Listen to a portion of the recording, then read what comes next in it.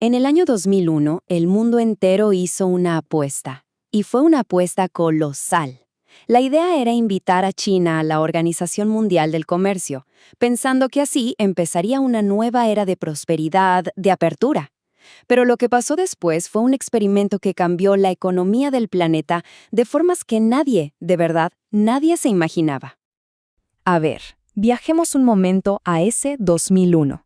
La Organización Mundial del Comercio, allá en Ginebra, era como el gran árbitro de la economía global.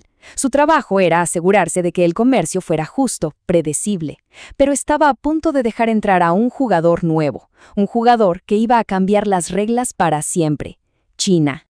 Y bueno, esta cita lo dice todo, ¿no? Resume perfectamente lo que ha pasado en estas 2 décadas. Se pasó de la euforia total a un debate que la verdad está que arde. ¿Fallaron las reglas de la OMC o es que China jugó un juego tan distinto que el sistema simplemente no aguantó? Esa es la gran pregunta que vamos a intentar responder. Empecemos por el principio, el gran experimento económico. Y se le llama así porque fue exactamente eso. La decisión de meter a China en el juego no era solo por negocios, Era una apuesta geopolítica gigante. Un experimento para ver si se podía moldear el futuro de una superpotencia que venía con todo. La lógica detrás de todo esto era más o menos así. La prosperidad económica, gracias al comercio con todo el mundo, iba a ser como un motor de cambio. La teoría decía que a medida que China se hiciera más rica, su gente, su clase media, iba a empezar a pedir más libertades. Eventualmente, su sistema político se abriría. El comercio era, supuestamente, el camino a la democracia. Ahora, la segunda parte, un boom desequilibrado. Y aquí es donde la teoría chocó de frente con la realidad.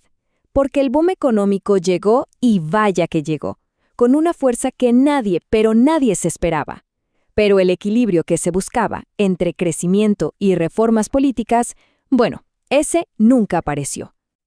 Miren este gráfico, es una locura. Esa línea roja es China. Fíjense bien, justo después de entrar a la OMC en 2001, su crecimiento no solo se dispara, se va a las novas y se mantiene muy por encima de economías enormes como la Unión Europea o Estados Unidos. Oficialmente, China se había convertido en la fábrica del mundo.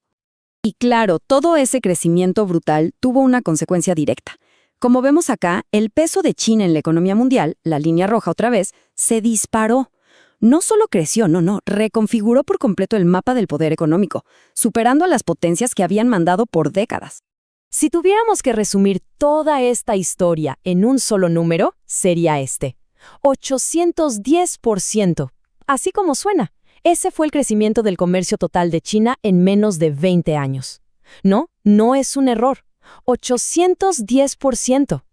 Y para que se entienda bien la dimensión de esa cifra, miren este gráfico.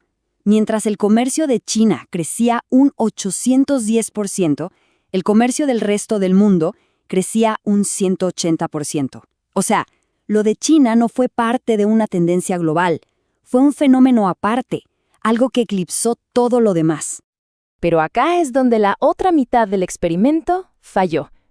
El boom económico no trajo la apertura política esperada. Al contrario, generó muchísima aflicción.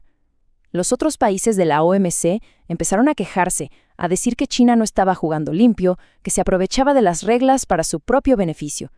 La tensión empezó a subir y a subir. Pasemos a la tercera parte, el campo de batalla del antidumping. Si toda esa tensión tuviera un nombre técnico, sería este: antidumping.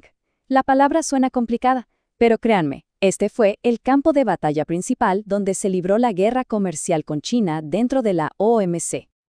Pensémoslo así. Es bastante simple. Si una empresa vende, zapatillas a $100 en su país, pero las exporta y las vende a 50 en otro, eso es dumping. Para proteger a sus fábricas, el país que las recibe puede poner un impuesto especial, un arancel antidumping, para que la competencia sea más justa. Y este gráfico muestra quién es el protagonista de este debate. De todas las medidas antidumping que hay en el mundo, más de una de cada 5, el 21%, son contra China. Ningún otro país se le acerca ni de lejos. Y esto nos lleva a la pregunta del millón. ¿Por qué? Cuarta sección, la cuestión de la economía de mercado. La razón por la que China recibe tantas acusaciones se resume en esta pregunta fundamental. ¿Es de verdad una economía de mercado?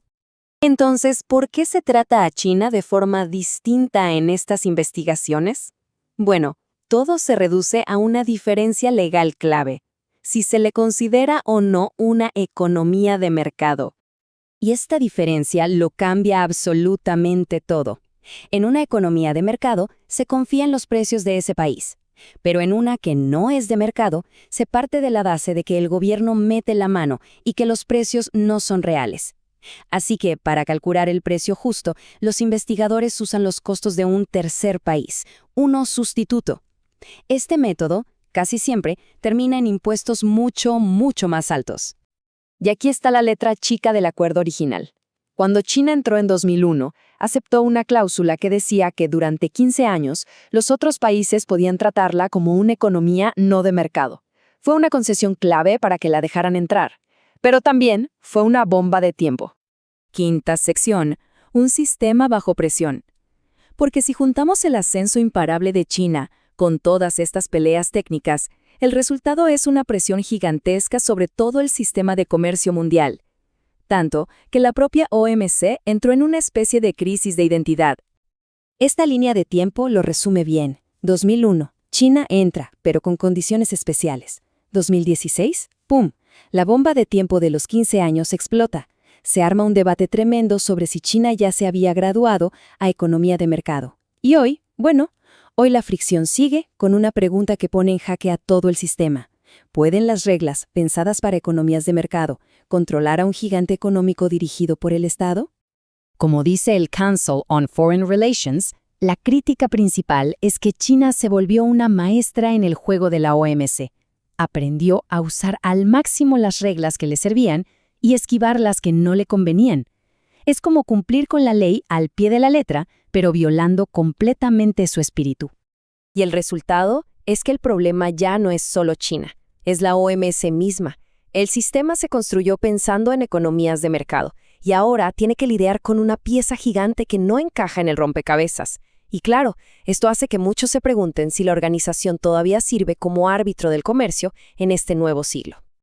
Y así volvemos al principio. El gran experimento del 2001 fue un éxito increíble en un sentido. Desató un poder económico como nunca antes se había visto. Pero al mismo tiempo, creó un nuevo orden mundial que el viejo reglamento parece que no puede manejar. La pregunta que queda flotando es esa. Mientras una sola nación cambia las reglas del comercio global, ¿se puede adaptar el viejo libro de reglas o está destinado a romperse?